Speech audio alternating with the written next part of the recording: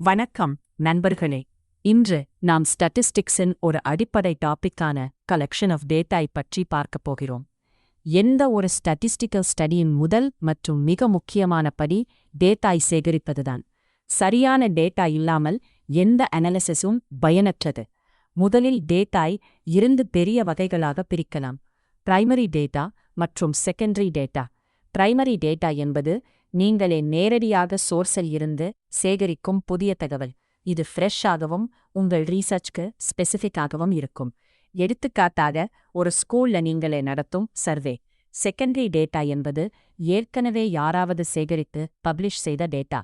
Government reports, news papers, websites மற்றும் research papers இதற்கு உதாரணங்கள். இது குவிக்லி கிடைக்கும், ஆனால் உங்கள் எக்ஸாக்ட் ரிக்குவயர்மெண்ட்க்கு பொருந்தாமல் போகலாம். இப்போது பிரைமரி டேட்டாய் சேகரிக்கும் மெத்தட்ஸை பார்க்கலாம். முதலாவது சர்வே மெத்தட். கேள்விகள் அடங்கிய குவெஸ்டினேரை மக்களிடம் கொடுத்து பதில்கள் சேகரிப்பது. இரண்டாவது இன்டர்வியூ மெத்தட். நேரடியாக ஒருவரிடம் பேசி விரிவான தகவல்களை பெறுவது.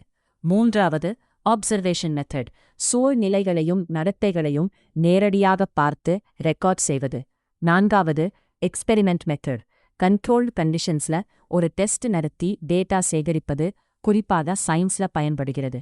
இப்போது ஒரு முக்கியமான கான்செப்ட்: பாப்புலேஷன் மற்றும் சாம்பிள். பாப்புலேஷன் என்பது நீங்கள் ஸ்டடி செய்ய விரும்பும் மொத்த குரூப். உதாரணமாக, ஒரு நகரத்தின் அனைத்து மாணவர்கள். ஆனால் எல்லோரையும் சர்வே செய்வது பிராக்டிக்கலாக இருக்காது.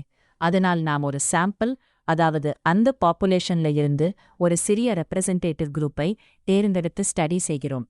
சாம்பிள் சரியாக ரேண்டமாக இருந்தால் மட்டுமே ரிசல்ட்ஸ் ரிலையபிளாக இருக்கும். மேலும் டேட்டாய் 2 வகைகளாக கிளாசிஃபை செய்யலாம். குவான்டிடேட்டிவ் டேட்டா என்பது எண்களில் அளக்கக்கூடிய டேட்டா, ஹைட், வெயிட், மார்க்ஸ் போன்றவை. குவாலிட்டேட்டிவ் டேட்டா என்பது குவாலிட்டிஸை விவரிக்கும் டேட்டா, கலர், டேஸ்ட், ஒப்பீனியன் போன்றவை. டேட்டா சேகரிக்கும் போது சில பெஸ்ட் பிராக்டிசஸை கடைபிடிக்க வேண்டும்.